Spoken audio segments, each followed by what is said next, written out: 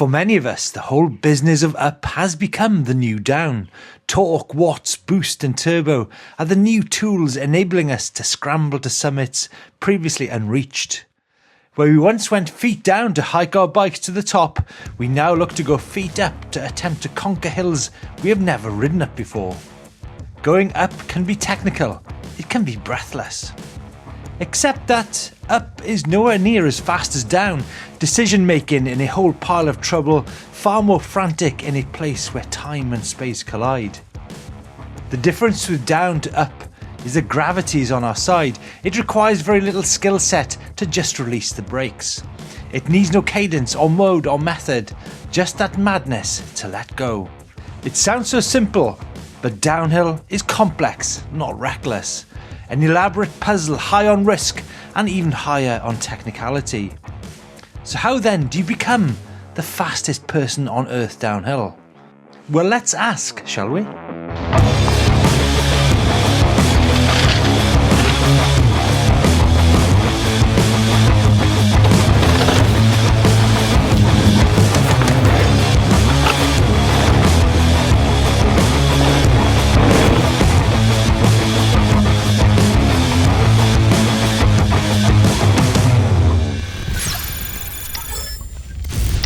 Josh Bryceland became World Junior Downhill Champion in 2008 and took the World Cup Downhill title in 2014, one of the toughest tests in mountain biking.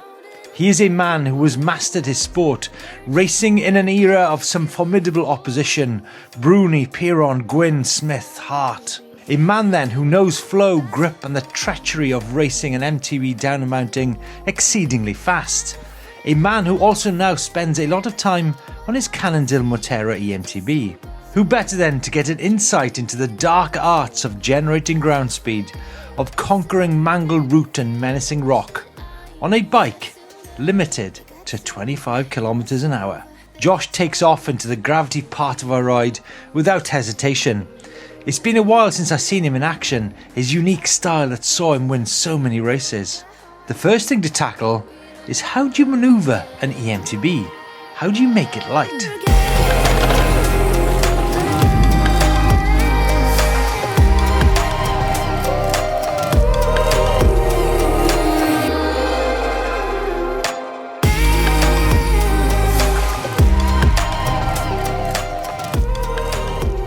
The corners seem effortless, almost lethargic, and hides a pace that is hard to see. Nice couple of corners here, Josh. Nice combination. Do you think corners are as much, or tight corners at least, are as much about attitude as technique? You know, let's smash that corner. Yeah, I think confidence is key. You definitely see, sometimes I look at a corner and think, oh, that looks a bit, and you see somebody who's like ignorant, just absolutely having it, and you think, wow, fair play. So that is definitely the case. Yeah. Sometimes. Berms, I mean, there's so much more traction than you expect in a berm, isn't there? I guess there's a bit of support here, isn't there? So I guess these corners are different to flat corners. Well different. But if you've got support, you can just, you know. Yeah, let it have it. Yeah. I think the tricky thing here is like where the silt or the needles have washed down. Yeah. Like your front wheel's nice and high on the grippy stuff, but then your back wheel's just catching that hummus below, and it's just like... Hummus? Do you like a bit of hummus? Yeah, I can't beat a bit of hummus, can you? Yeah. I suppose the key thing on an e-bike is the entry. It is different, isn't it? The momentum. You talked about momentum earlier. Yeah. You have got a lot more pace coming in. Yeah. And it's hard, you need to slow it down. I feel like with how the progression of trail building, trails are built with a speed in mind, and I think you can really surpass the expected trail speed when you're riding an e-bike, just because of the momentum you pick up and yeah, you carry. It's definitely something to be mindful of. That's interesting. Do you think there's a point in the future where trails will be designed more for e-bikes and the pace and momentum of an e-bike compared to an analog bike? Potentially. Yeah. Potentially. I think it will, like the more expert trails, like speaking to Bev at Dirt Farm, he was saying they get more accidents of people over jumping the big stuff. And you know, the big stuff there is sizable. Yeah. And you know, they're just trusting the trail speed, but just carrying a whole lot more momentum.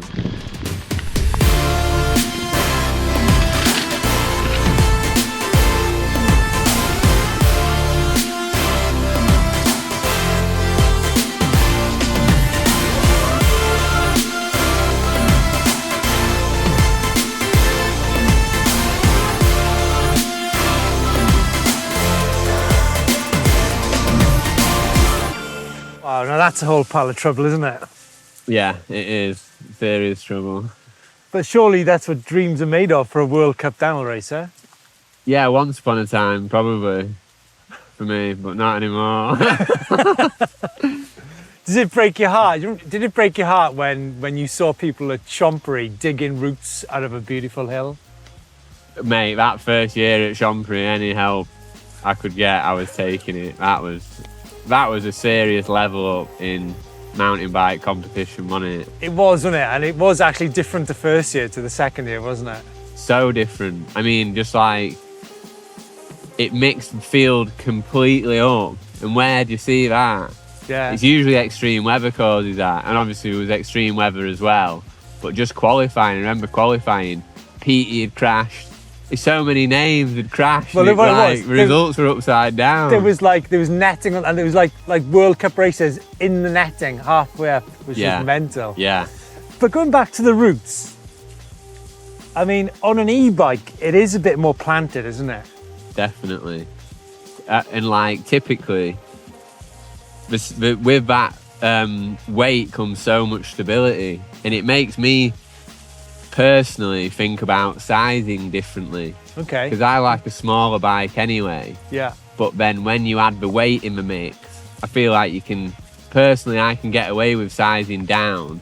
And it's almost like you've got the stability of the bigger bike. Yeah, I think, because when the bigger bike, you mean wheelbase, you get a longer bike to give you stability. But nevertheless, Josh, I think you still need commitment. We're talking riding skills and routes.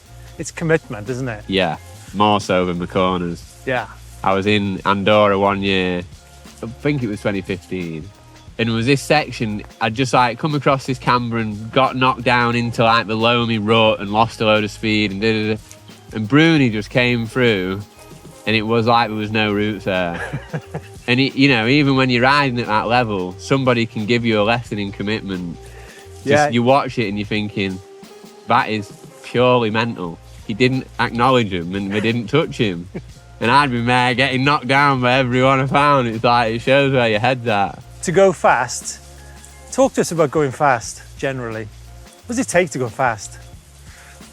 I mean, when you're in a good spot mentally and physically, your bike setup's feeling like a glove.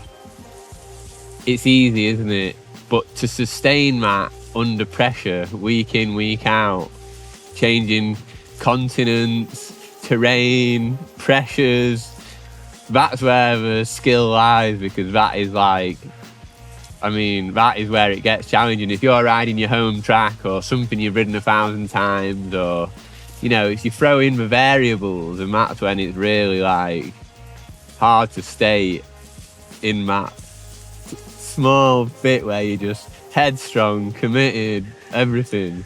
Do you like the freedom that an e-bike gives you now? Definitely. Have you changed the type of riding you do?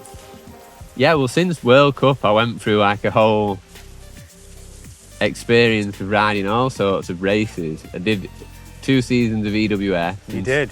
Sprinkled in there, I did the trans racing. And for me, that was the purest form of racing you can do. Racing blind on varied terrain over multi-days. Yeah. By the last day, you're riding so efficiently because you know your bike in and out like you've never known it, but your body's exhausted and it's like the strength thing we were talking about. Yeah. It's you don't need that strength. You just... Can you see yourself doing some Enduro World Series races? Yeah, I mean, don't call it a comeback. On an e-bike? Yeah, I am keen to sample some e-bike competition in a non too serious way, but yeah, I'm keen to get back out there and see where this thing will take me.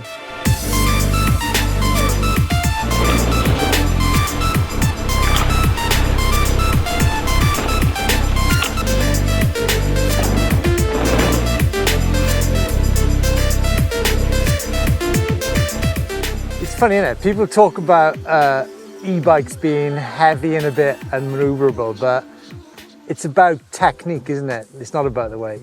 Yeah, it's not the size, it's what you do with it, isn't it, Jeremy? No, I agree. True, yeah. It's you can use the weight. You can actually use it to your advantage, the weight.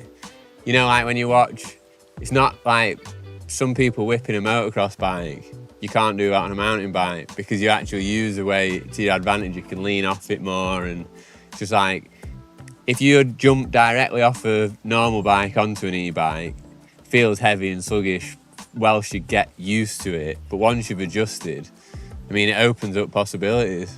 And here you are now, I guess, is this a 29, 27.5, is it? Or is It is, yeah. Yeah, it's a haircut. The interesting thing I've recently found out about wheel size, though, and it's only a theory, but it seemed to ring true, was like bigger wheels roll better on rough stuff because relatively your bump's smaller. But if you're on a smooth surface, smaller wheels roll faster. So, Leogang being like pretty smooth and bike parky, maybe that's where the advantage came, and a lot of berms and pumping the berms. You don't seem to have slowed down. Yeah, I think you're blowing smoke up my arse, to be honest. Jack? No, we still first. I think so. I think you can, like you said about momentum, it's just there, isn't it? Yeah, without a doubt, on my bike, without a doubt. But I think what's interesting is when you've got flatter ground where you need to pump the ground and maintain that momentum, that's the skill to learn, isn't it, on an e-bike, I think. Yeah, I think they're less affected by terrain, though. Like if you're just riding into the same stuff on a normal bike, I think you're less affected on the e-bike, but it definitely takes more effort to like work it and like get in and out of those sweet spots. That's right, you just said it's the sweet spots, isn't it? Getting onto those down slopes and sort of using the ground for speed. That's where it's at, isn't it? Yeah. What about uphill? We haven't actually talked about uphill today. No, you didn't accept the challenge, did you? You bottled the trials, didn't you, mate? We need to, I think we need to revisit that, I think. 100%. Because that's where the fun is at as well, isn't it? Yeah. Well keen for that. That is the biggest game changer for me, just like enjoying climbs opening up new climbs you wouldn't have got up. Yeah. And normal climbs just being so enjoyable. And physical as well at the same time, right? Yeah, you can still make it physical, can't you? Well, we'll see when we see you at the EWS and finale in 2023. Oh yeah, against the clock, that's different, isn't it? Yeah. Josh, it's been great hanging out with you in the rain. Likewise, mate. Cheers.